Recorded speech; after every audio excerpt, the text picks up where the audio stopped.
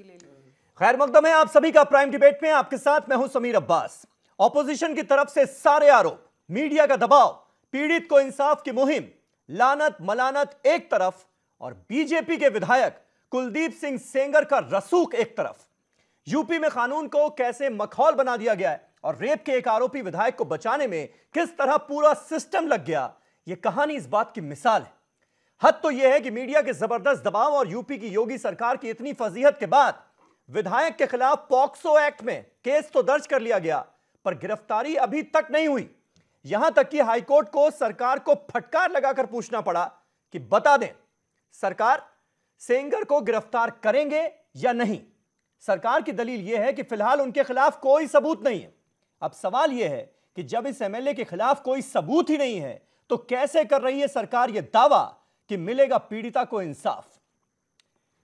अब तो बीजेपी के अंदर से ही आज उठने लगी हैं आवाजें। यूपी बीजेपी के दो नेताओं दीप्ति भारद्वाज और सुनील भराला ने अपनी ही सरकार और पार्टी की फजीहत के बाद पीएम मोदी से इस मामले में दखल की मांग करते हुए कहा है कि विधायक को बचाने के चक्कर में लग रहे ये कलंक धुल नहीं पाएंगे।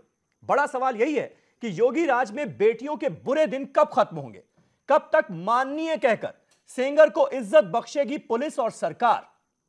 और केस दर्ज होने और अदालत की फटकार के बाद भी क्यों नहीं हो रहा है यह विधायक गिरफ्तार, इसी पर करेंगे बात अपने तमाम खास मेहमानों से। लेकिन पहले यह रिपोर्ट। योगी हुकूमत में कहां है राम राज? रेप के मुलजिम पर योगी हुकूमत मेहरबान क्यों? सेंगर के गुनाह पर कौन डाल रहा है पर्दा?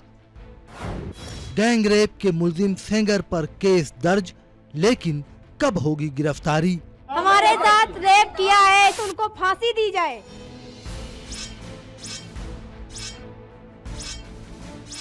उन्नाव इस्मत दरी मामले में इलाहाबाद हाईकोर्ट की जानिब से रियासती हुकूमत से ये पूछने पर कि क्या वो बीजेपी के मुल्जिम रुकन असेंबली को गिरफ्तार करेगी या नहीं, उसके जवाब में यूपी हुकूमत ने कहा कि मुल्जिम रुकन असेंबली कुलदीप सिंह सेंगर के खिलाफ नाकाफी सबूत हैं।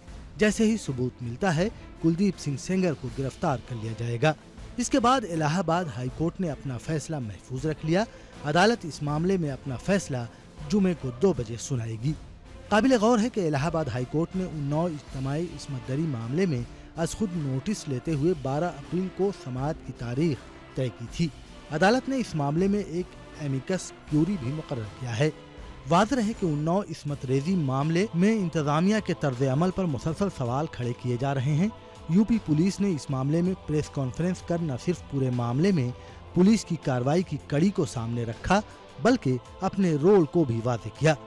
इसी बीच इस मामले पर डीजीपी और दाखिला सेक्रेटरी के जरिए मुल्जिम को माननीय यानी इज्जत माआब कहने पर जब सहाफियों ने टोका तो उन्होंने कहा कि जब तक अदालत एमएलए को कसूरवार साबित नहीं कर देती तब तक कुलदीप सिंह सेंगर उनकी नज़र में मुल्जिम ही हैं, मुजरिम नहीं।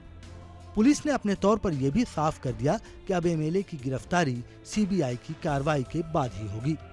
तो भी सम्मान अगर दे रहे हैं आप विधायक होने के कारण, तो मैं समझता हूं कि कोई नहीं, अभी दोषी नहीं करार किए गए हैं। वो एक आरोप लगाया है और उस आरोप की जांच, उसकी विवेचना हमने सीबीआई को दे दिया है और सीबीआई अब उसको गुण दोष के आधार पर निर्णय लेगी कि उनको गिरफ्तार करना है या नहीं करना है। देखिए, जहां तक उन्नाव पुलिस की भूमिका का संबंध है, आप सभी जानते हैं कि हमने एसआईटी गठित कर दिया है। एसआईटी में कल एडीजी लखनऊ जोन वहां गए, उन्होंने एक प्रथम दृष्टया एक कार्रवाई की और जितने भी हमारी वहां पे साक्ष्य संकलन का काम है, जब तक सीबीआई टेक ओवर नहीं कर लेती है तब तक एसआईटी उनकी चीजों को देखेगी, उनको कलेक्ट करेगी, उन एविडेंसेस को कलेक्ट करेगी। इससे पहले इंसाफ की मांग को लेकर मुतासरा वज़ीर-ए-आला योगी के पास गई थी और उनकी रहायशगाह पर खुदसोजी की कोशिश की थी। 3 अप्रैल को केस वापस लेने के लिए रुकन असेंबली के भाई ने मुतासरा के वालिद को बेरहमी से पीटा था और मारपीट का मुकदमा लिखवाकर मुतासरा के वालिद को ही जेल भेज दिया था। सोमवार को इस्मत दरी मुतासरा के वालिद की जेल में ही मौत हो गई थी, जिसके बाद मुतासरा के अहले खाना ने कत्ल का इल्जाम लगाया था। इस पूरे मामले पर यूपी की सियासत गर्म है। लड़की के रिश्तेदारों ने इंसाफ का मुतालबा करते हुए सभी मुल्ज़िमीन की गिरफ्तारी का मुतालबा किया है। मुतासरा लड़की के चचा ने भी अपनी जान को खतरा बताया है। मुतासरा खानदान परेशान हाल है। मामला सीबीआई के हवाले जरूर कर दिया गया है।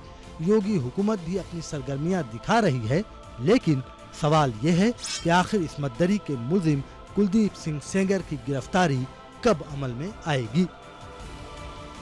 Bureau report, news 18 Urdu. तो सबसे बड़ा सवाल यही है कि कोर्ट की फटकार भी लग गई, पॉक्सो एक्ट में केस भी रजिस्टर हो गया, उसके बावजूद भी यह विधायक गिरफ्तार क्यों नहीं हो रहा है, यह पूरा देश जानना चाहता है, सिर्फ यूपी नहीं। तमाम खास मेहमान हमारे साथ जुड़ चुके हैं बातचीत के लिए। हमारे साथ शुचि विश्वास जी मौजूद हैं, जो कि कांग्रेस पार्टी की स्पोक्स पर्सन है। जूही सिंह जी हमारे साथ मौजूद हैं, जो कि समाजवादी पार्टी की स्पोक्स पर्सन है। यासिर जिलानी साहब हमारे साथ संघ की तरफ से मौजूद हैं, जो कि मुस्लिम राष्ट्रीय मंच के नेशनल मीडिया इंचार्ज भी हैं। शबनम खान हमारे साथ मौजूद हैं, जो कि जानी मानी महिला एक्टिविस्ट हैं। सीबी पांडे साहब, जो कि एक्स जज हैं, वो हमारे साथ मौजूद हैं, जस्टिस सीबी पांडे। साथ ही साथ शलभ मणि त्रिपाठी, जो कि भारतीय जनता पार्टी की तरफ से, सरकार की तरफ से मौजूद होंगे इस डिबेट में। वो आपको थोड़ी देर में स्क्रीन पर नजर आएंगे, आज थोड़ा लेट हो गए। सबसे पहले जूही जी मैं आपसे जानना चाहूंगी, हालांकि पहला सवाल तो मुझे भारतीय जनता पार्टी के रिप्रेजेंटेटिव से ही पूछना था, लेकिन कहा यह गया है, एक तो आज जब इस मसले पर जर्नलिस्ट ने, पत्रकारों ने बातचीत करने की कोशिश की बीजेपी के बड़े नेताओं से, तो सबने चुप्पी साध ली। इक्का दुक्का लोग ही ऐसे थे जिन्होंने कुछ बातें सामने रखी। सामने आई उमा भारती। उमा भारती ने समाजवादी पार्टी पर कटाक्ष किया। उन्होंने कहा कि यह रामवृक्ष यादव या गायत्री प्रजापति का मामला नहीं है, अब यूपी में योगी जी की सरकार है और वो नारी सुरक्षा के लिए जान तक दे सकते हैं, इसलिए आप लोग भरोसा रखिए, इस मामले में एक्शन लिया जाएगा और सख्त से सख्त कार्रवाई होगी। लेकिन ताज्जुब इस बात का होता है कि सख्त कार्रवाई कैसे होगी जब यही सरकार, यही पुलिस अदालत में जाकर कहती है कि हमारे पास तो सबूत ही नहीं है विधायक के खिलाफ। समीर भाई, उमा भारती थोड़ी कंफ्यूज हो गई है। ये शहंशाह आदित्यनाथ और उनके दरबारियों और जमूरों की सरकार है। मैं पूरा पीड़िता जीवित है, पीड़िता चिल्ला रही है शुरू से कि कुलदीप सिंह सेंगर का नाम एफआईआर में इसलिए नहीं आ रहा है क्योंकि वो दबंग है, पुलिस उनके खिलाफ एफआईआर नहीं लग रही है। 164 के अलावा 166 भी आता है। पॉक्सो के तहत लॉ बहुत क्लियर है, अगर कोई लड़की कहती है कि मेरे साथ बलात्कार हुआ है और उस पर आपने पॉक्सो लगाया है तो आपको उसकी गिरफ्तारी अवश्य करनी है। ये कौन सी एसआईटी है? ये उसी द्वारा हेडेड है ना, एडीजी द्वारा, जिसके जब लड़की आत्मदाह कर रही थी तो एडीजी ने लड़की को बुलाया, लड़की ने, पीड़िता ने, बालिका ने उनको बताया कि मेरे पिता की जान खतरे में है, उनको मारा गया है। वो एफआईआर लिखाने गए थे, काउंटर एफआईआर हुआ, मुझे सिक्योरिटी चाहिए। शाम को क्रिकेट मैच हो रहा था, उस दिन पीड़िता के पिता की जेल में मौत हो गई। मौत हो गई, अगर आप पढ़ेंगे वो दर्दनाक, आप जरूर पढ़ा होगा अपने पोस्टमार्टम, तो आंखों में आंसू हो जाएंगे। बिल्कुल पढ़ा है। दूसरे दिन बिल्कुल पढ़ा है, आंतें फट गई उस शख्स की, जो है वो 14 घाव थे उसके शरीर पर, एसआईटी का गठन इतनी बेरहमी से उसे पीटा गया। जी, और एक बात और बता दूं समीर भाई, अगली बार डॉक्टर्स का पैनल बुलाएगा, क्या वो आते कैसे फटती हैं वो आपको बताएंगे, ये बेहतर होगा। दूसरी बात, ये पता है, मुझे लगता है पैनल में बैठे कम से कम तमाम लोगों को ये बात पता होगी कि आते कैसे फटती हैं। आते तब फटती हैं जब पेट पर लात मारी जाती है, वो भी बार बार मारी जाती है। शलभ मणि त्रिपाठी हमारे साथ मौजूद हैं, बीजेपी के स्पोक्स पर्सन हमारे साथ जुड़ चुके हैं। शलभ मणि त्रिपाठी, मैं आपसे यह जानना चाहूंगा कि पॉक्सो एक्ट का इस तरह से मजाक क्यों उड़ा रही है यूपी की सरकार? पॉक्सो एक्ट इतना गंभीर एक्ट है और यह एक्ट बनाया ही इसलिए गया था ताकि जिन बच्चों के खिलाफ, जिन बच्चियों के खिलाफ इस तरह के मामले सामने आए, उसमें रसूखदार आरोपी बच ना पाए, वो छुट्टा ना घूम पाए, इस तरह से गवाहों को सबूतों के साथ छेड़छाड़ ना कर पाए, गवाहों को प्रभावित ना कर पाए। लेकिन आप लोगों ने तो पॉक्सो एक्ट का मजाक बनाकर रख दिया, पॉक्सो एक्ट भी लगा दिया, गिरफ्तारी अभी तक नहीं हुई। ऐसी क्या मजबूरी आ गई सरकार के सामने? नहीं समीर जी, कोई मजबूरी नहीं है। जहां तक इस पूरी घटना को लेकर है तो निश्चित तौर पे घटना बहुत ही दुर्भाग्यपूर्ण है, बहुत ही दुखद है। पीड़ित परिवार के प्रति हमारी पूरी सहानुभूति है, पीड़ित बच्ची के साथ हमारी पूरी संवेदनाएं हैं। कुछ तथ्य ऐसे हैं जो मुझे लगता है कि वो शायद आपके सामने आए भी होंगे इस पूरी घटना को लेकर। मुझे लगता है कि उन तथ्यों को एक बार दोबारा देखना होगा, उसके चलते आपको मालूम चलेगा कि ये पूरी घटना इतनी उलझती क्यों चली गई। 8 महीने पहले 20 जून 2017 की घटना बताई गई, जिसमें यह कहा गया कि रेप हुआ है बच्ची के साथ में, और उस पूरी एप्लीकेशन में कहीं पर भी विधायक या उनके किसी भाई का नाम नहीं लिया गया। 164 का बयान हुआ उसके बाद मैजिस्ट्रेट के समक्ष, जो कि बहुत ही स्वतंत्र बयान होता है। मैजिस्ट्रेट के सामने आप कुछ भी बोल सकते हैं, किसी का भी नाम ले सकते हैं। उस बयान में भी विधायक और विधायक के भाई का नाम नहीं आया। तीसरी बार जो एप्लीकेशन दी गई एक ही घटना को लेकर, उसमें यह कहा गया कि नहीं, विधायक का उसके भाई ने बलात्कार किया था। इस दौरान यह भी देखना होगा कि पिछले 15-17 सालों के दौरान विधायक और जो पीड़ित का परिवार है, दोनों एक ही गांव में रहते हैं। दोनों के बीच में ग्राम प्रधान चुनाव को लेकर पिछले 15-20 सालों में दर्जनों मुकदमे दर्ज हुए। मैं ये नहीं कह रहा कि फर्जी मुकदमे केवल उधर से दर्ज हुए या इधर से दर्ज हुए। और ऑडियो क्लिप जो आपने सुनी होगी, एक आखिरी बात सुन लीजिए, आपको समझना पड़ेगा। देखिए, आपने जो ऑडियो क्लिप सुना, आखिरी बात, आपने जो ऑडियो क्लिप सुनाई है, बोलिए, ठीक है, ऑडियो क्लिप आपने जो सुनाई है, एक आखिरी बात सुन लीजिए, आपने जो ऑडियो क्लिप सुनाई है, वो ऑडियो क्लिप भी विधायक, ये कहा जा रहा है विधायक ने धमकाया, तो विधायक ने पीड़ित पक्ष को फोन नहीं किया, पीड़ित पक्ष ने विधायक को फोन किया। उस ऑडियो क्लिप को आपने भी सुनाया, आपने भी टीवी चैनल पर दिखाया। पीड़ित पक्ष ने विधायक को फोन किया, वो कहते रहे कि नहीं, बैठना चाहते हैं, मिलकर बात करना चाहते हैं, आपने हमारे खिलाफ फर्जी मुकदमे लिखा है। तो निश्चित तौर पर देखिए, बहुत से इसमें गुत्थियां हैं जिनके सामने आना बहुत जरूरी है। और ऐसे में क्योंकि आप भी ये बार बार कह रहे हैं, मीडिया की तरफ से भी कहा जा रहा है, हमारे जो विपक्ष के साथी हैं निश्चित तौर पर उनकी भी एक भूमिका है, वो भी कह रहे हैं बार बार कि नहीं, ये पुलिस पर भरोसा नहीं है। तो ठीक है, पुलिस पर भरोसा नहीं है, इसलिए सीबीआई जांच को रिकमेंड कर दिया गया है। सीबीआई ने केस को एक्सेप्ट कर लिया है। कल संभवतः सीबीआई की टीम पहुंच भी रही है। विधायक को गुनाहगार होंगे, फांसी पर लटका दीजिएगा, इसमें कोई संशय नहीं है। उनके साथ कोई नहीं खड़ा, हम पीड़ित परिवार के साथ खड़े हैं, और इसीलिए पीड़ित परिवार ने सीबीआई जांच की मांग की। फौरन सीबीआई जांच का आदेश कर दिया गया। आपको पता है कि सुप्रीम कोर्ट में भी पीआईएल हुई थी, हाई कोर्ट में। मैं जान रहा हूं इस बात को कि आप पर्सनली ये बात सोच रहे होंगे कि जल्द से जल्द इस मामले में इंसाफ हो, जल्द से जल्द जो विधायक हैं वो सलाखों के पीछे जाएं। उन्होंने अगर ये जुर्म किया है, जैसा कि अभी तक ऐसा लग रहा है, लेकिन साबित करना हमारा काम नहीं है, साबित करना कोर्ट का काम है, तो उनके खिलाफ एक्शन हो। लेकिन अभी तक एक्शन नहीं लिया गया है, और सरकार की तरफ से जो मैसेज दिए जा रहे हैं वो इसके बिल्कुल खिलाफ हैं, जिस बात का आप जिक्र कर रहे हैं। यासिर जिलानी हमारे साथ मौजूद हैं, संघ की तरफ से, एमआरएम की तरफ से। यासिर, मुझे एक बात बस समझाइए, इतने दिनों के बाद, 260 दिनों के बाद ये एफआईआर रजिस्टर की जाती है। आज यूपी पुलिस प्रेस कॉन्फ्रेंस करती है और उसमें कम से कम 5 से 6 बार माननीय कुलदीप सिंह सेंगर जी, माननीय विधायक जी, इस तरह से संबोधन किया जाता है। विधायक का नाम लेने से सीधे सीधे डरती हुई नजर आती है पुलिस। यह मैसेज आम जनता में क्या जा रहा है? यह पुलिस ने भरोसा, यूपी की जनता का जो भरोसा इस वक्त डिगा हुआ है इंसाफ से, यह भरोसा जगाने के लिए यह प्रेस कॉन्फ्रेंस की थी, या फिर इस आरोपी, रेप के आरोपी विधायक को इज्जत बख्शने के लिए? देखिए, कल का जो प्रेस कॉन्फ्रेंस था उसमें जिस तरह से पुलिस अफसरान और गृह सचिव ने जिस तरह से बातें करी वो निंदनीय है। ऑफ कोर्स उससे पुलिस फोर्स का मनोबल जरूर गिरेगा। खंडन कर रहे हैं आप? हाँ, बिल्कुल मैं खंडन करता हूं। हाँ। और लेकिन देखिए, आपको विरासत में भी देखना होगा कि इसी भारत में बहुत सारी ऐसी पार्टियां और जिन्होंने सत्ता में जो रही, जो सत्ता का सुख भोगा है उन्होंने, उनके लोगों ने तो, ये तो हमारे पुलिस अफसरान ने कहा, उनके लोगों ने तो आतंकवादियों को भी साहब कह के पुकारा है। तो ये हमारी विरासत में चीजें मिली, इसको हम चेंज नहीं कर सकते हैं। ये मजबूरी भी होती है, क्योंकि वो जो विधायक चुन के आता है, एक बहुत बड़े उसमें वोट लेके आता है, तो जो हमारा प्रोटोकॉल है जो सिस्टम को चलाने का, उसमें जो अधिकारी हैं वो कोशिश करते हैं कि इस तरह की चीजों को थोड़ा सा संभल के बोलें। लेकिन फिर भी बिल्कुल निंदनीय है, इस तरह की चीजें नहीं होनी चाहिए थी, क्योंकि बहुत ही संवेदनशील मामला है, इसमें बहुत देर नहीं करना चाहिए अब। और जो आरोपी हैं, और देखिए बहुत सारे आरोपी को, मैं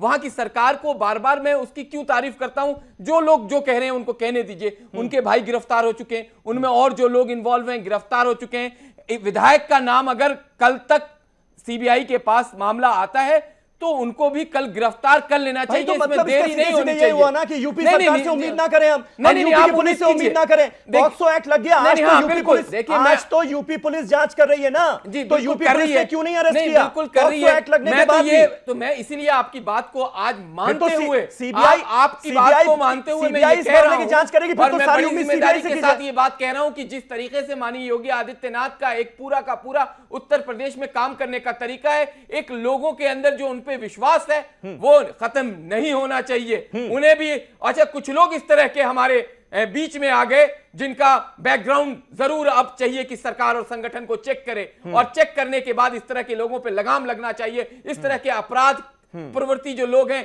कहां से आए, और आज पार्टी के अंदर जो फजीहत हो रही है ये इन्हीं जैसे लोगों के वजह से आप इशारा इस बात को लेकर कर रहे हैं कि ये कुलदीप सिंह सेंगर जो हैं ये बीएसपी में भी रहे, समाजवादी पार्टी में भी रहे, और अब लेकिन ये तो आपको उनको लेने से पहले सोचना चाहिए था ना। आज तो वो बीजेपी के विधायक हैं, बिल्कुल, तो आज तो वो आपकी पार्टी की फजीहत करा रहे हैं, आज वो आपकी सरकार की फजीहत करा रहे हैं। आज भी विधायक होने के बावजूद भी आप जितने भी तमाम प्रवक्ताओं की अगर बात सुन रहे, सब खंडन कर रहे हैं। हाँ। और कोई भी जो अपराध करने वाला आदमी है उसके साथ खड़ा नहीं हो सकता है। हम सभ्य समाज के रहने वाले लोग हैं, और मुझे यकीन है कि अगर अपराधी है विधायक तो कल तक गिरफ्तार होगा।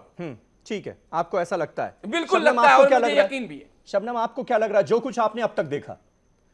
समीर भाई, जब हम योगी जी की तरफ देख रहे थे कि देखिए जितने भी गुंडे हैं उत्तर प्रदेश में नहीं रहेंगे, एनकाउंटर कर दिया जाए, चाहे उनको अरेस्ट कर लिया जाए, चाहे उन्हें भगा दिया जाए उत्तर प्रदेश से, तो आप और हम सब बड़े खुश थे कि चलिए उत्तर प्रदेश में छटाई सफाई का काम शुरू हुआ है। बिल्कुल उम्मीदों की सरकार थी, आप और हम खुश थे, हमने 1000 बार तारीफ करी कि बहुत अच्छी बात है। हाँ। लेकिन अब क्या, जब आपको दूसरे गुंडे दिखाई देंगे तो आप छाती चौड़ी कर कर आ जाएंगे।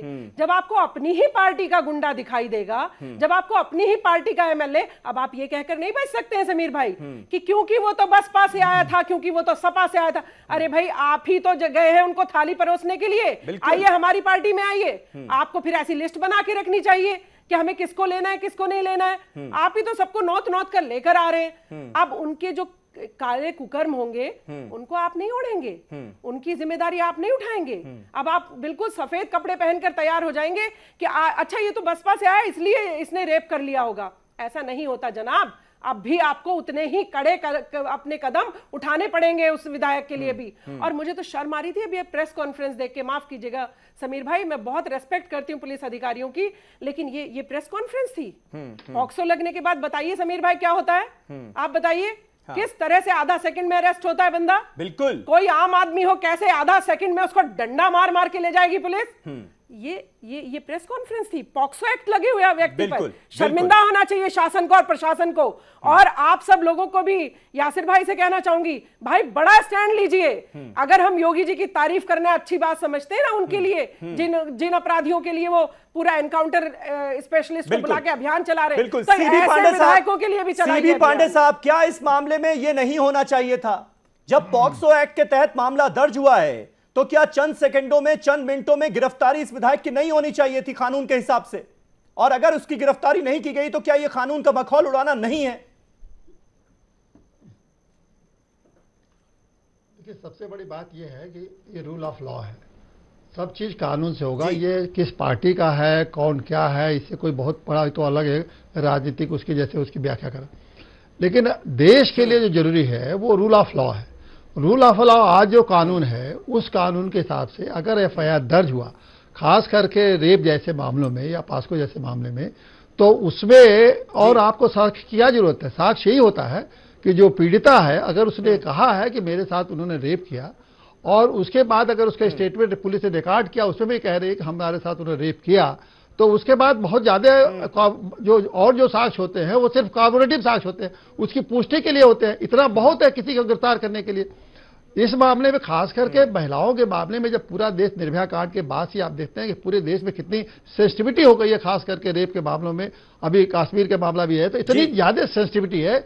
ऐसे मामलों में अगर आप डिले करते हैं, जरा भी देरी करते हैं गिरफ्तारी करने में, तो निश्चित रूप से बहुत ज्यादा संदेह पैदा होता है कि कहीं इस मामले को दबाया तो नहीं जा रहा है, कहीं साक्ष्यों को खत्म तो नहीं किया जा रहा है, कहीं ऐसा तो नहीं है कि इस मामले को एक तरह से खत्म कर दिया जाएगा। इसीलिए एक बहुत गंभीर बात है। इसीलिए आज इलाहाबाद हाईकोर्ट ने इस मामले में कॉग्निजेंस लिया और सुओ मोटो कॉग्निजेंस लिया। वहां कोई पिटीशन नहीं दाखिल हुआ PIL। इलाहाबाद के चीफ जस्टिस ने सुओ मोटो लेटर पिटीशन पर कॉग्निजेंस लिया, कल लिया, आज सुनवाई किया। सुनवाई में आपको मालूम होगा, आश्चर्य होगा कि वहां के स्टेट गवर्नमेंट का जो स्टैंड था वो स्टैंड ये था कि साहब ये तो आयोग का मामला है, वो चाहे किसी को गिरफ्तार करे चाहे न करे। अरे आयोग का क्या मामला है? जब इतना रेप का मैटर सीरियस मैटर है तो आयोग के ऊपर आप छोड़ेंगे? आयोग किसके गाइड होगा? आयोग बिल्कुल राजनीतिक रूप से गाइड होते हैं। हमारे पास तो सबूत ही नहीं है उनके खिलाफ, ऊपर के अधिकारियों से गाइड होते हैं। सबूत बचे भी कहां होंगे अब? जब आपने 6-7 महीने की सबूत कौन सा सबूत चाहिए इस वारदात के बाद, तो सबूत बचे भी कहां होंगे? किसी सबूत की जरूरत नहीं है जी।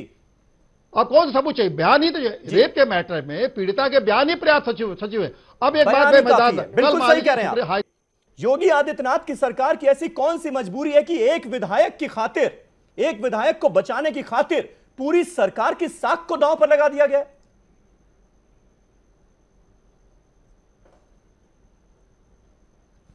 जी, यशस्वी योगी आदित्यनाथ जी का बयान आपको याद होगा जिसमें उन्होंने कब्रिस्तान से महिलाओं को निकालने संबंधी रेप की बात करी थी। तो आप ऐसे व्यक्ति से राजनीतिक संरक्षण के अतिरिक्त और क्या आशा करते हैं? जो न्याय उनकी एनकाउंटर स्पेशलिस्ट पुलिस जो कुछ समय तक लगातार प्रशंसा की पात्र थी, वो अचानक कटघरे में है तो पुलिस को कौन गाइड करता है? एक विधायक इतना अगर प्रभावशाली है तो उसके लिए आप किसको जिम्मेदार ठहराएंगे? थोड़ी देर को विपक्ष को कह दिया जाएगा, थोड़ी देर को मीडिया को कह दिया जाएगा, सामाजिक संगठनों को कह दिया जाएगा। हम लोग लगातार देख रहे हैं। और अभी पांडे जी ने जैसा बोला कि रूल ऑफ लॉ प्राइम है, उसमें इस बात का मैटर नहीं है, पीड़िता का बयान ही इनफ है। पास्को एक्ट लगा है, कैसे मैंडेटरी है कि उसको गिरफ्तार करना चाहिए, उसके बाद भी इतना रसूख है। तो ये भारतीय जनता पार्टी का दोहरा चरित्र है जो पुनः एक बार परिलक्षित हुआ है कि वो कितना सेंसिटिव है महिलाओं के मामले में और कितना संवेदनशील है महिला सुरक्षा को लेकर। ये इसको लगातार हम लोग देख ही रहे हैं। 4 डिपार्टमेंट्स, उसके फादर का जो पोस्टमार्टम रिपोर्ट आई है पूरी पढ़ने लायक नहीं है। आप मतलब झकझोर देती है वो कि आप उसमें मेडिकल भी इन्वॉल्व है, उसमें जेल डिपार्टमेंट भी इन्वॉल्व है, उसमें पुलिस भी इन्वॉल्व है। अब सीबीआई को करके पल्ला झाड़ रहे हैं। वही सीबीआई जिसने शिवराज सिंह चौहान को व्यापम घोटाले में क्लीन चिट दिया है, क्लीन चिट। ठीक है, तो क्या व्यवस्था है और क्या चल रहा है? बहुत सारे सवालात हैं, जाहिर है नहीं, हम लोग भी बहुत सारे सवालात हैं और शलभ मणि त्रिपाठी को आज बहुत सारे तीखे सवालों के जवाब देने हैं आप सारे लोगों के। एक छोटा सा ब्रेक मुझे लेने दीजिए, ब्रेक के बाद मैं वापस आता हूं, इस बहस को फिर से स्टार्ट करेंगे और शलभ से ही स्टार्ट करूंगा एक बार फिर दूसरे सेगमेंट को भी। आखिर गिरफ्तारी क्यों नहीं हो रही है इस विधायक की? पॉक्सो एक्ट लगने के बाद भी योगी आदित्यनाथ सरकार की ऐसी कौन सी मजबूरी है कि इस विधायक को बचाया जा रहा है? छोटा सा ब्रेक, फौरन हो रहे हैं हाजिर, कहीं ना जाइएगा।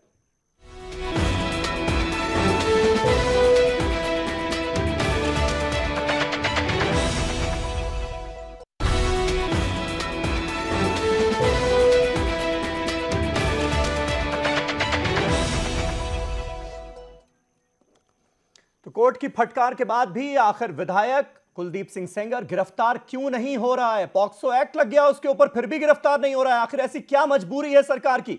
यही हमारा आज का सवाल। तमाम खास मेहमान हमारे साथ बने हुए हैं। शलभ मणि त्रिपाठी भारतीय जनता पार्टी की तरफ से हमारे साथ मौजूद हैं।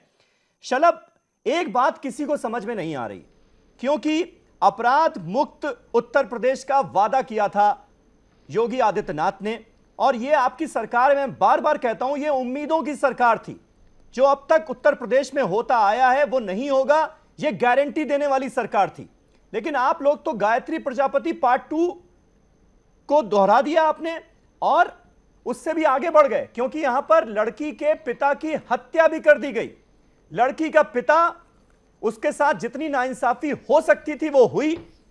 पहले उसको मारा पीटा गया, फिर हॉस्पिटल में भी उसके साथ नाइंसाफी हुई और डाइंग डिक्लेरेशन दिया उसने, उसमें विधायक का नाम लिया, विधायक के भाई का नाम लिया।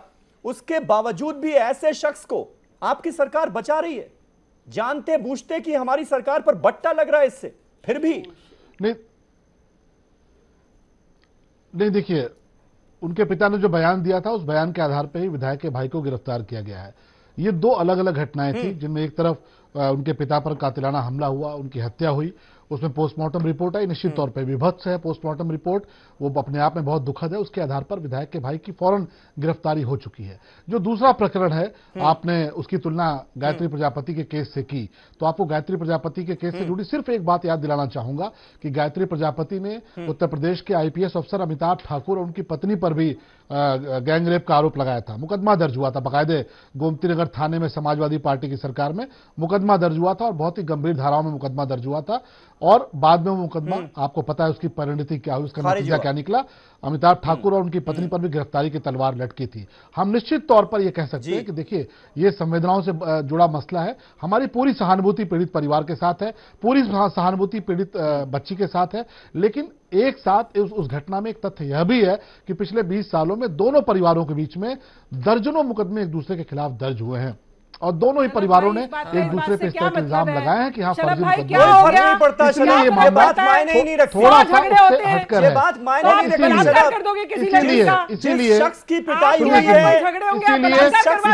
सीबीआई जांच की रिकमेंडेशन की गई है। सीबीआई अपनी जांच करेगी, सीबीआई दूध का दूध पानी का पानी करेगी और उसमें जो भी आरोपी हैं, जो भी इल्जाम जिन पर भी साबित होगा, निश्चित तौर पर उनके खिलाफ कड़ी कार्रवाई होगी। करवाओगे किसी लड़की का आप लोग बैठकर, और फिर यहाँ पर बैठकर भी डिफेंड करोगे, सरकार में भी डिफेंड करोगे उन्हें बैठकर। नहीं देखिए, माननीय विधायक 8 महीने पहले बलात्कार के इसी मुकदमे में कुलदीप सेंगर और उसके भाई का नाम नहीं लिया। 164 के बयान में भी कुलदीप सेंगर और उसके भाई का नाम नहीं लिया, तो यह भी एक तथ्य है और इसीलिए सीबीआई जांच की जरूरत है। इसीलिए सीबीआई अपना काम कर रही है। क्या कोर्ट ने आपको फटकार क्यों लगाई? समीर भाई, कोर्ट ने आपकी तबीयत क्यों हरी कर दी 1 सेकंड में? नहीं ठीक है, कोर्ट ने अपना ऑब्जर्वेशन दिया है, कोर्ट का ऑर्डर कल आएगा, कोर्ट के ऑर्डर का इंतजार कर लीजिए। कोर्ट ने एक ऑब्जर्वेशन दिया है, कोर्ट का ऑब्जर्वेशन है ये, कोर्ट का ऑर्डर कल आएगा, उसका इंतजार कर लीजिए। सरकार ने सीबीआई जांच के आदेश कर दिए हैं, तमाम संस्थाएं भी चाहती थी, विपक्ष के लोग भी चाहते थे, पीड़ित परिवार भी चाहता था और इसीलिए सीबीआई जांच के आदेश किए गए हैं। सीबीआई अपना काम शुरू कर चुकी है, सीबीआई ने इस केस को टेकअप कर लिया है जी। सारा काम शुरू, कोर्ट की फटकार सुनते हो आप, तब आपको थोड़ी आंखें खुलती हैं आपकी। जूही जी, कोर्ट की फटकार का आज की क्या मतलब था? कोर्ट ने सीधे सीधे पूछा यूपी की सरकार से कि आप कुलदीप सिंह सेंगर को गिरफ्तार करेंगे या नहीं करेंगे, और हो सकता है यही कोर्ट, जिसकी पूरी उम्मीद है कल गिरफ्तारी के आदेश भी दे दे, तब गिरफ्तार होंगे क्या विधायक? समीर भाई, जितना कलंकित आज डीजीपी यूपी की कुर्सी हुई है उतना मैंने तो नहीं देखा। बहुत अफसर थे, वो लड़की शुरू से कह रही है, और कुलदीप सिंह सेंगर एक बहुत शरीफ, सभ्य और सुशील समाज के तो नहीं आते हैं, जैसा कि हमारे भाई कह रहे थे आरएसएस के, उनकी छवि वो थी। वो लड़की शुरू से कह रही है कि ये मुझे धमका रहे हैं, मेरा मुकदमा नहीं लिखा जा रहा है, इनका नाम पुलिस नहीं लिख रही है, 164 का बयान भी मेरा दबाव में लिया गया, मैं शहंशाह आदित्यनाथ से मिली, जो कि अब निर्णय कर रहे हैं कि कौन बेगुनाह है, कौन गुनहगार है। और सीबीआई जांच से पहले आप उस लड़की की बात को सुनिए, उसने कहा था कुलदीप सिंह सेंगर को अरेस्ट करिए, मेरी जान को खतरा है। उसके बाप ने डाइंग डिक्लेरेशन में कुलदीप सिंह सेंगर का नाम लिया। आपने गिरफ्तार किसको किया? उनके भाई को। और दूसरी बात, पुलिस ने कितने दिन की कस्टडी ली उनके भाई की? उनको जुडिशियल कस्टडी में, जेल, सम्मान पहुंचाया गया। उनका मेडिकल कहां हुआ, यह भी शलभ भाई को पता कर लेना चाहिए। माननीय अतुल सिंह सेंगर जो आज जेल में है, और माननीय कुलदीप सिंह सेंगर जो एसएसपी ऑफिस पे, आज तक लखनऊ में यह मंजर देखा गया है कि कोई आदमी जिस पर इतने बड़े आरोप हो, वो 12 बजे रात को वहां जाता है और कहता है कि अरे चैनल पे बैठ लो, मैं अरेस्ट कर लूंगा, और एसएसपी कहां होते हैं? तो वो रूम में घुसे होते हैं। तो ये आज की पुलिस है, और ये आज जब ये कह रहे हैं हाई कोर्ट में कि हमारे पास कोई सबूत ही नहीं, तो एसआईटी क्या कर रही थी आज वहां पर एसआईटी क्या करने गई थी? सीबीआई को केस आपने सौंप दिया, और लड़की की जो पहली डिमांड थी कि इनको अरेस्ट करिए क्योंकि मुझे इनसे खतरा है, मेरी जान, सिक्योरिटी कौन दे रहा है?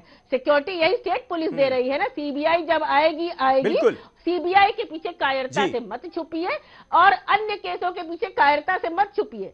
आज के दिन में आपके सामने ये मसला है, कुलदीप सिंह सेंगर को अगर हिम्मत हो तो अरेस्ट करिए, नहीं तो शहंशाह तो है ही है, वही बताएंगे गोरखपुर में कि क्या आज रूल प्रोसेस ऑफ लॉ है, ड्यू प्रोसेस ऑफ लॉ है। और हमारे जो सारे पांडे साहब हमारे साथ मौजूद हैं, जस्टिस सीबी पांडे हमारे साथ मौजूद हैं। पांडे जी मुझे ये बताइए कि अब पहले एसआईटी जांच कर रही थी, अब सीबीआई जांच की सिफारिश हुई, अब सीबीआई ने टेक ओवर कर लिया इस मामले को, लेकिन साथ ही साथ हमारे पास यह फैक्ट मौजूद है कि पॉक्सो एक्ट एक शख्स पर लगता है जिसके चंद मिनटों बाद इसकी गिरफ्तारी हो जानी चाहिए थी, नहीं की गई। बार बार पीड़िता के चाचा एक ऑडियो क्लिप जारी कर रहे हैं, वो दिखा रहे हैं कि किस तरह से उन्हें धमकियां मिल रही हैं। वो कह रहे हैं कि विधायक छुट्टा घूम रहा है और किसी भी वक्त मेरी हत्या करा सकता है, नहीं गिरफ्तार किया गया।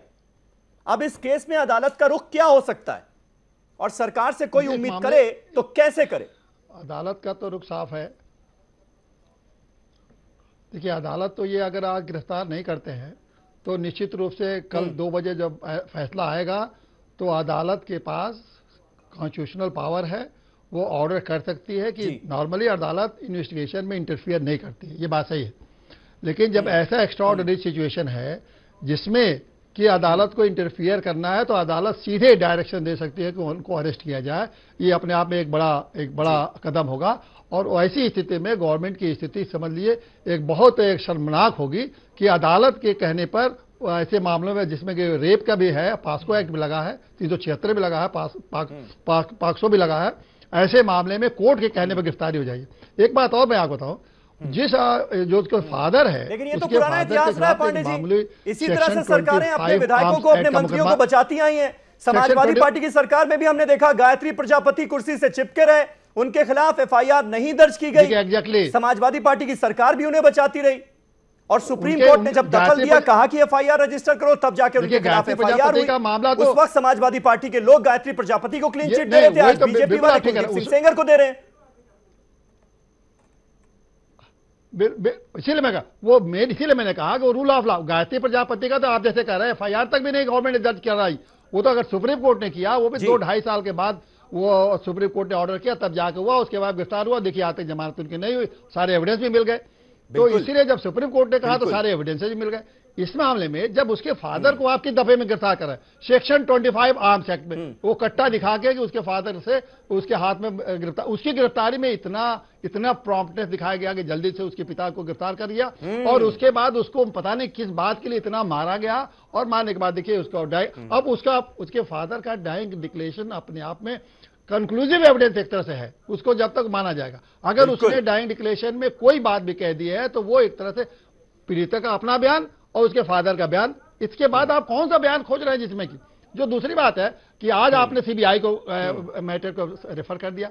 जब आपके एक एफआईआर दर्ज होगा लोकल पुलिस ने, आप सीबीआई को इसलिए रेफर किया कि ताकि सीबीआई तुरंत, तो आप सीबीआई को मामले को हैंड ओवर लेने में जब करेंगे, लेगी, समझेगी, फिर वो सारे सबूतों को देखेगी, तो महीने भर तो आपने सीबीआई को एक क्लीन वो दे दिया मौका कि वो गिरफ्तार न करे। हाँ, तो यानी मामला टलता रहेगा, सबूतों के साथ छेड़छाड़ होती रहेगी, जो सबूत इक्का दुक्का बचे हैं उनको भी नष्ट कर दिया जाएगा, तब फिर उसके बाद कुलदीप सिंह सेंगर को अरेस्ट किया जाएगा। मंशा तो कुल मिलाकर यही लगती है ना यासिर जिलानी। आज आपके हाथ इतना बड़ा रिस्क अभी भी उस परिवार के साथ जितना कुछ हो चुका है, जितना कुछ बीत चुका है, जितना कुछ वो लोग सह चुके हैं, क्या और ज्यादा का इंतजार है क्या? आज भी उसका चाचा रो रो कर यह कह रहा है कि कुलदीप सिंह सेंगर को गिरफ्तार कर लीजिए खुदा के वास्ते, वो हत्या करा सकते हैं मेरी। उसके बावजूद भी क्या मजबूरी हो गई सरकार की कि सबने घुटने टेक दिए? नहीं, देखिए घुटने नहीं टेके हैं, काम आप देख रहे हैं लगातार पिछले 40 घंटे से ये जब से प्रकरण शुरू हुआ है, आप लोगों की नज़र है, जितने भी पत्रकार बंधु हैं वो सब के सब नज़र गड़ा के इस केस पे रखा हुआ है। और ये अच्छी भी बात है क्योंकि जो ये घटना बहुत ही निंदनीय है, बहुत ही मतलब इसमें मैं किसी तरह की कोई ऐसी बात नहीं कहूंगा। मुझे लगता है कि गिरफ्तारी हो जानी चाहिए थी। गिरफ्तारी क्यों नहीं, कुछ ना कुछ कानून की पेचीदगियां भी बहुत जबरदस्त हैं। अभी जज साहब भी बता रहे थे, उसमें बहुत सारी चीजें सामने आती हैं, लेकिन फिर भी मैं ये कहूंगा कि देरी हो रही है, देरी नहीं होनी चाहिए थी। गिरफ्तार जो विधायक है उसको कल तक कोर्ट के फैसले आने से पहले मुझे लगता है कि यूपी की पुलिस और जब सीबीआई को जो केस रेफर किया गया उसमें गिरफ्तारी होनी चाहिए। लेकिन अभी मैं एक चीज जोड़ना चाहूंगा, मैं किसी के इतिहास में नहीं जाना चाहता, प्रजापति का केस क्या था उसमें नहीं जाना चाहता, लेकिन कांग्रेस की प्रवक्ता ने कहा, व्यापम घोटाले का नाम लिया। मैं अपनी इन बहन को याद दिलाना चाहता हूं, 2 जुलाई 1995, आपको शायद याद हो, दिल्ली में कांग्रेस पार्टी के युवा मोर्चा के अध्यक्ष थे सुशील शर्मा, नैना सानी हत्याकांड, टुकड़े टुकड़े में काट दिया था उस महिला को, तो उस वक्त कांग्रेस इस तरह की बात, जिसके हजारों खुद के अंदर देखिए उनके दामन पे, इसलिए कह रहा हूं कि इस तरह की बात कांग्रेस ना करे। आज हर आदमी खंडन कर रहा है, निंदनीय है, केस बहुत आपको रेयर आप कह सकते हैं। और काम देखिए सरकार के ऊपर जो आज जितने भी सवाल उठाए जा रहे हैं या एडमिनिस्ट्रेशन पे, इसलिए कि देरी हो रही है। आज हम लोग भी चाहते हैं कि जल्द से जल्द ये मामला निपटे और अपराधी जेल में जाए। ठीक है, तो लेकिन इन जैसे लोगों की वजह से जो राजनीति करते हैं बेवजह की, इन्हें अपने दामन को भी जरा सा देखना पड़ेगा। ठीक है शुचि जी, आपका इतिहास बहुत अच्छा नहीं रहा। एक छोटा सा जवाब दे दें इसका। जी शुचि जी। हाँ जी जी बताएं, जी बताएं समीर।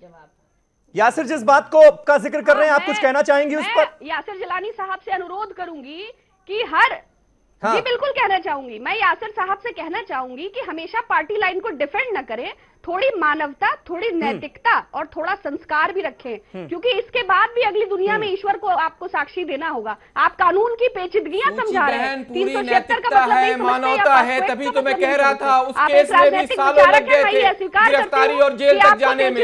उस वक्त अगर आपको याद नहीं है तो आपको सुशील शर्मा का पूरा प्रकरण ध्यान में आ जाएगा। नहीं, मुझे गूगल की आवश्यकता नहीं है।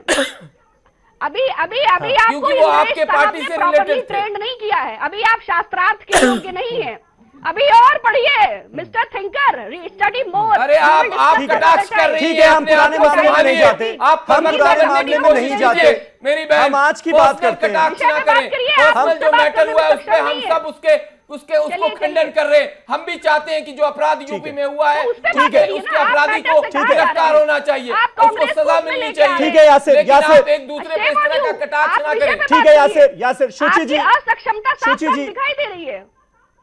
ठीक है शुचि जी, बयान कर रही है। शुचि जी, पर्सनल कमेंट से कोई फायदा नहीं है, पर्सनल कमेंट से कोई फायदा नहीं। शलभ, मुझे आपको आईना दिखाया है, जरा सोचिएगा मेरी बातों का। शलभ, मुझे ये बताइए कि उम्मीदें जो हैं वो हर तरफ धराशायी हो रही हैं। जनता तो पसोपेश में है ही कि हमसे वादा क्या किया गया, बेटी बचाओ का आपका जो नारा है वो धराशायी हो रहा है, उम्मीदें भी धराशायी हो रही हैं, न सिर्फ जनता की बल्कि आपके अपने नेताओं की भी। आप जिस कुर्सी पर आज बैठे हैं भारतीय जनता पार्टी को डिफेंड करने के लिए, उसी कुर्सी पर इसी डिबेट में कुछ दिनों पहले दीप्ति भारद्वाज आती थी। दीप्ति भारद्वाज का यह कहना है कि एक विधायक के समर्थन में पूरी पार्टी की साख हम दांव पर नहीं लगा सकते, यह उनका कहना है। वो ये कह रही हैं कि सरकार के जो फैसले हैं वो हमें शर्मसार कर रहे हैं और ये कलंक कभी धुल नहीं पाएंगे। आपकी स्टेट एग्जीक्यूटिव कमेटी के मेंबर हैं सुनील भराला, उन्होंने भी पीएम मोदी को अर्ज करते हुए कुछ ऐसी ही बातें कही हैं। तो आपकी अपनी पार्टी में भी अब विरोध शुरू हो गया, आप तो जागिए। नहीं समीर भाई, देखिए इसको आप विरोध के तौर पे मत लीजिए। आप इस बात को कहिए कि भारतीय जनता पार्टी है कि जहां पर चीजों को लेकर आत्ममंथन होता है और दीप्ति जी जैसी और भराला साहब जैसे लोगों को भी इस बात का अवसर मिलता है कि वो सवाल उठा सकते हैं। हमारी पार्टी किसी एक पार्टी की, एक परिवार की पार्टी नहीं है या किसी एक वंश को फॉलो करने वाली पार्टी नहीं है कि वो गलत करते चले या कोई सवाल नहीं उठा सकता। इनकी बातों को कहां सुना गया? सवाल उठाने का अधिकार, इनकी बातों को तो अनसुना कर दिया गया, किया गया वही जो तय था। नहीं बिल्कुल, क्यों नहीं, ऐसा आपको लगता है? ऐसा आपको लगता है कि अनसुना कर दिया गया? दीप्ति जी से अगर आप बात करेंगे या भराला साहब से बात करेंगे तो उनकी भी मंशा यही थी कि इस पूरे केस की, और हम सबकी भी मंशा यही थी। हो सकता है कि हम किसी पार्टी को रिप्रेजेंट करते हो, पर निश्चित तौर पे हम सब इंसान हैं। हम सब भी चाहते हैं कि किसी के साथ कोई ऐसा हादसा न पेश आए, किसी के साथ कोई नाइंसाफी ना हो, और इसीलिए हम सब भी चाहते थे कि इसकी प्रॉपर इन्वेस्टिगेशन हो। उत्तर प्रदेश की जो पुलिस थी वो सवालों के घेरे में थी, विपक्ष के साथियों की तरफ से भी, पीड़ित के परिवार की तरफ से भी। सीबीआई जांच को इसीलिए आदेश किया गया है। और अगर आप पिछली सरकारों की नजीर उठाकर देखेंगे तो सीबीआई जांच की मांग करते हुए तमाम परिवार हाई कोर्ट और सुप्रीम कोर्ट का दरवाजा खटखटाते थे कि साहब सीबीआई जांच के आदेश कर दीजिए। यहां योगी आदित्यनाथ जी ने खुद आगे बढ़कर वही दशा तो आज भी हो गई, सिफारिश की है, सीबीआई ने वही दशा तो हो गई। यकीन मानिए, यही तो मैं कह रहा हूं कि गायत्री प्रजापति के केस में अदालत को दखल देना पड़ा था एफआईआर रजिस्टर करने के लिए। आज अदालत को दखल देना पड़ रहा है। 260 दिन बाद आपने एफआईआर रजिस्टर की और अभी भी गिरफ्तारी नहीं हुई। जांच की सिफारिश की हमने। नहीं हाँ। आप देखिए ना, पीआईएल करने लोग गए थे सुप्रीम कोर्ट में, पीआईएल लोगों ने की कि पीआईएल करके मांग की कि सुप्रीम कोर्ट जो है सीबीआई जांच का आदेश करे, लेकिन पीआईएल पे कोई फैसला आता उसके पहले उत्तर प्रदेश की सरकार ने यह फैसला लिया है। और इसीलिए मैं कहता हूं कि पिछली सरकारों को अगर आप देखेंगे तो लोग सीबीआई जांच की सिफारिश लेकर हाई कोर्ट और सुप्रीम कोर्ट उन्होंने डिफरेंस बता दिया कि पिछली सरकारों से हमारी सरकार में फर्क क्या है, इसीलिए की गई है कि आप सीधे तौर पर न्याय हो पाएगा। समीर भाई, शलभ भाई, बस इतना बता दें कि अभी अगर कोई और पार्टी का ये मामला होता तो कूद कूद के ये पहुंच गए होते कि नहीं पहुंच गए होते? कि देखिए सीबीआई जांच की तरफ चले गए, देखिए अभी तक अरेस्ट नहीं हुआ है। खुदा ना खास्ता अगर आम आदमी पार्टी का मामला होता तब तो पता नहीं क्या होता, फिर तो विधायक अभी तक फांसी पे लटक चुका होता। शलभ भाई, थोड़ा सा महिलाओं के मामले में, जब हमारे देश के प्रधानमंत्री माननीय नरेंद्र मोदी जी लाल किले की प्राचीर से चिल्लाते हैं कि बेटी बचाओ बेटी पढ़ाओ, बेटी की सुरक्षा सबसे बड़ा मुद्दा है हमारे लिए, तो भाई उस मुद्दे पे थोड़ा काम भी कर लीजिए प्लीज, उस मुद्दे पर थोड़ा सा संवेदनशीलता भी बरत लीजिए प्लीज। अब आपको सारे कानून याद आ गए, सारे सिस्टम आपको याद आ गए कि किस तरीके से चला जाएगा, कौन सी चीजें कानून की कौन सी पेचीदगी। ऐसा नहीं होता भाई। पॉक्सो में आप पढ़िए, पॉक्सो में क्या होता है, लड़की का बयान, जज साहब तो खुद बैठे हुए हैं, जस्टिस बैठे हुए हैं यहाँ पर, वो खुद भी बता रहे हैं और बहुत सारे बड़े बड़े जजेस बता रहे हैं कि किस तरह से उसकी अरेस्टिंग अभी तक हो जानी चाहिए थी। शलभ भाई, थोड़ा सा इतना तो मान रखिए लड़कियों की इज्जत का कि आप लोग अब इसे डिफेंड करना तो बंद कर दीजिए, कम से कम अपराधियों को तो एक इस सेंगर पे मत जाइए। ऐसे हजार सेंगर को आप प्रोटेक्ट कर रहे हैं, ये मत भूलिए। ऐसे हजार सेंगर को आप शह दे रहे हैं, ऐसे हजार सेंगर खड़े हो गए कि देखिए जब उसको कुछ नहीं होता तो हम भी किसी का बलात्कार कर रहे हैं, क्या फर्क पड़ता है। आप ये जिस बात का जिक्र कर रही हैं शलभना, वो तो हो रहा है। आपके दूसरे जो विधायक हैं सुरेंद्र सिंह, उनका बयान सुना आपने? वो क्या करेंगे सोचिए, तीन बच्चों घर जाके पकड़ लेंगे लड़कियों की मां के साथ। नहीं, उनके बयान से सकता है क्या? सुरेंद्र सिंह का जो बयान है, नहीं ऐसे नहीं होता कि आप जो मर्जी कहेंगे लड़कियों को, फिर कहेंगे हमारा उससे मतलब नहीं है। बात हो गई ना, आपके फोरम से कह रहे हैं कि उनका बयान नहीं है। सजा दीजिए उस विधायक को, आधार पर ये बयान दिया, ये वो बता सकते हैं, पर हम उनके बयान से कतई सहमत नहीं। उस विधायक को जो लड़की की बेइज्जती करके निकल गया, आपके जिसके मुंह में जो आता है लड़कियों को कहकर निकल जाते हो और हम यहाँ पर बस बैठ के आपकी सुनवाई करते रहे। बताइए क्या सजा देंगे शलभ भाई, अभी बताइए मंच पर, समीर भाई के मंच पर बताइए, चलिए बताइए न्यूज 18 के माध्यम से कि आप उस विधायक को जिस लड़की के बारे में गलत अपशब्द कहे, क्या सजा मिलेगी उसे अभी के अभी? देखिए आपको पता होगा जी, देखिए आपको पता होगा, अभी खबर ही कहीं देखी है कि वुमेन कमिशन ने उनको नोटिस जारी कर दी है। तो ऐसा नहीं है, हम निश्चित तौर पर उनके बयान से असहमत हैं, उनके बयान की हम खुद निंदा करते हैं, किस आधार पर उन्होंने बयान दिया ये वो बता सकते हैं। विमेन कमीशन ने नोटिस जारी ठीक है, सरकार का हिस्सा है। आप एक तरफ सरकार को गाली दे रहे हैं, दूसरी तरफ कह रहे हैं कि विमेन कमीशन कुछ नहीं है, तो सरकार का हिस्सा वो भी है, सरकार का हिस्सा वो भी है। क्या ये काफी है? सरकार की प्रक्रिया का हिस्सा है। एक फैमिली, शलभ भाई, आप भारतीय जनता पार्टी की बात करिए ना, विमेन कमीशन क्या करता है, क्यों ठेका लेकर? जूही जी, जिस पर जुल्मो सितम की इंतहा हो गई, जिस फैमिली पर, उस फैमिली के बारे में ऐसी बातें की जा रही है, कभी कहा जाता है कि ये निम्न स्तर के लोग हैं, ये नीचे लोग हैं, कभी ये कहा जाता है, और कभी उस महिला के साथ जिसके साथ इतना बड़ा कुकर्म हुआ, जिसके साथ गैंगरेप हुआ, उसके लिए कहा जा सकता है कि वो 3 बच्चों की मां है, कोई गैंगरेप कर सकता है क्या? मतलब कितना जलील करेंगे आप एक फैमिली को? अरे आप निर्भक्षी लोग कुछ भी कर सकते हो। बिल्कुल कोई भी सहमत नहीं होगा, कोई भी इस बयान से सहमत नहीं होगा, इस बयान के खिलाफ ही बोलेगा, जो भी बोलेगा। मैं भारतीय जनता पार्टी के प्रवक्ता होने के नाते मैं कहता हूँ, ठीक है शलभ, मैं कह तो रहा हूँ कि देखिए बिल्कुल पार्टी फोरम पे भी ये बात उठी है, पार्टी फोरम पे आपको नजर आएगा, ये गायत्री प्रजापति को डिफेंड करने वाली पार्टी नहीं है, मुझे पता है शलभ, गायत्री प्रजापति को डिफेंड करती चले, और आप जैसे जो तमाम नेता भारतीय जनता पार्टी में मौजूद है, मुझे ये भी उम्मीद है कि वो आवाज बुलंद करेंगे कि ऐसे लोगों के खिलाफ सख्त से सख्त कार्रवाई हो। जूही जी, साथ लेकर घूमने वाली पार्टी नहीं है, हम तो खुलेआम कह रहे हैं, हम उनके खिलाफ है। जिस विधायक ने ये बोला है हम उनके खिलाफ बोल रहे हैं, हम तो कह रहे हैं। ये गायत्री प्रजापति को डिफेंड करने वाली पार्टी कतई ही नहीं है कि गायत्री प्रजापति के मंच को शेयर करते रहे, गायत्री प्रजापति के मंच को शेयर किया। अरे भाई सुन लीजिए, यहाँ तो सम्मान करिए, कुछ पूरा सम्मान है, पर आप सच बोलिएगा तो आपकी बात हम सुनेंगे, आप झूठ बोलेंगे तो उसका विरोध करना पड़ेगा। तो गायत्री प्रजापति के लिए 2.5 साल तक आपको किस तरह जाकर संघर्ष करना पड़ा लोगों को? शलभ आपको पूरा मौका दिया मैंने जी।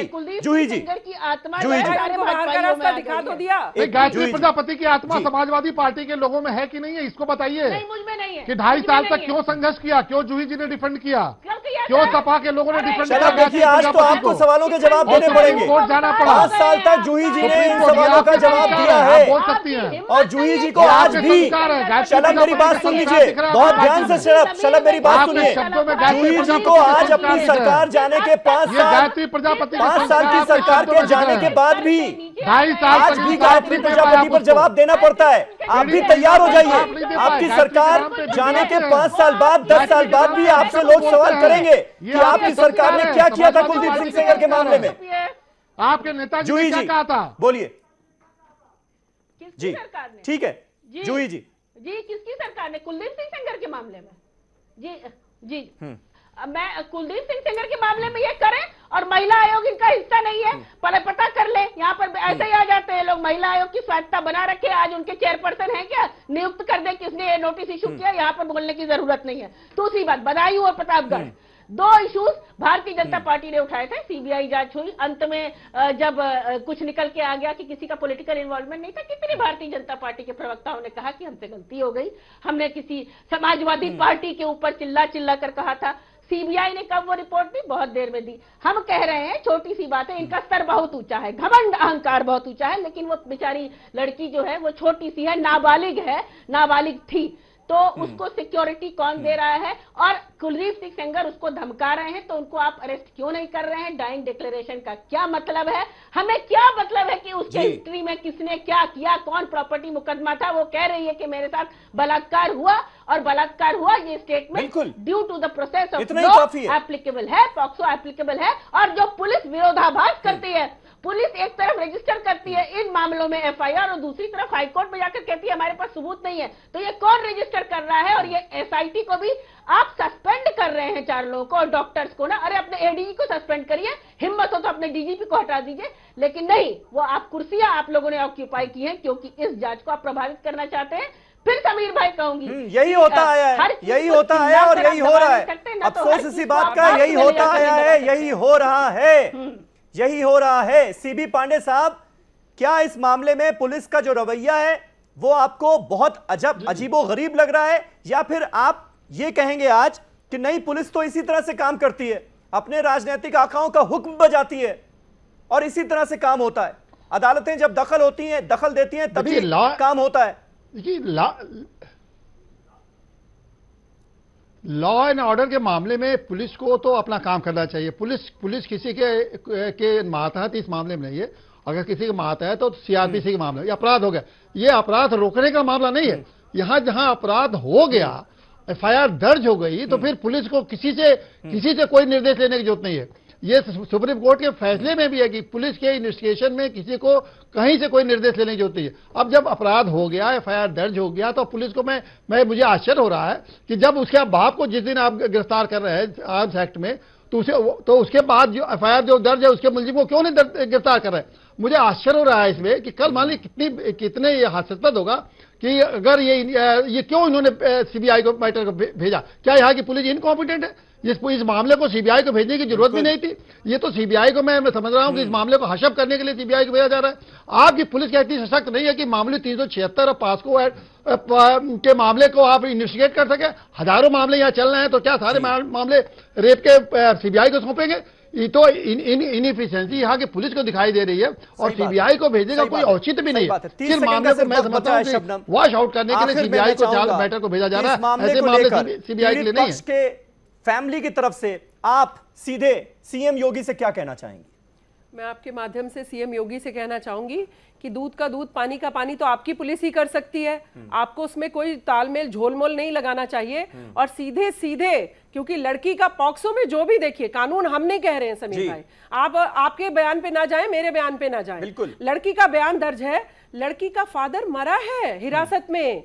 आप ये भी मत भूलिए, हिरासत में मरा है वो, मार के मारा है आपने उसको, तो उसके बयान की भी थोड़ी लाज रख लीजिए कि मरते समय तो कोई झूठ नहीं बोलता है। जिस शख्स की आंतें फाड़ी जाती हैं, 14 जख्म दिए जाते हैं उसकी बॉडी पर, उसी को गिरफ्तार करके जेल में भी ठूंस दिया जाता है। और समीर भाई एक और छोटी सी बात, वो जो फोन कॉल है जितनी मैंने सुनी है, फोन कॉल पे वो क्या बोल रहे हैं सेंगर महाशय? सेंगर महाशय कह रहे हैं कि अच्छा ठीक है, मैंने तो उसको बोला था, क्यों मारने गए उसको? वो खुद कबूल कर रहे हैं कि हमने पिटवाया है। तो फिर भी आप पता नहीं कौन से सीबीआई की तरफ जाने की तैयारी कर रहे हैं। तो माननीय योगी जी, मैं हाथ जोड़ के आपसे निवेदन करती हूं, समीर भाई के मंच के माध्यम से आपसे निवेदन करती हूं कि प्लीज महिलाओं की सुरक्षा के लिए थोड़े संवेदनशील बनिए। मैं हाथ जोड़ के आपसे निवेदन करती हूं, लड़कियों के साथ ऐसे अत्याचार मत होने दीजिए। बहुत बहुत शुक्रिया आप सभी का हमारे साथ इस डिबेट में शामिल होने के लिए। इसी नोट के साथ मैं इस डिबेट को खत्म करूंगा। उम्मीदें जितनी बाकी हैं कम से कम उसकी इज्जत कर ली जाए और इस मामले में जल्द से जल्द इंसाफ हो, बस यही उम्मीद है, यही दुआ है। बहुत बहुत शुक्रिया। कल एक नए टॉपिक पर नई डिबेट के साथ हाजिर होऊंगा। तब तक तमाम खबरों के लिए आप देखते रहें News 18 उर्दू। शब बखैर।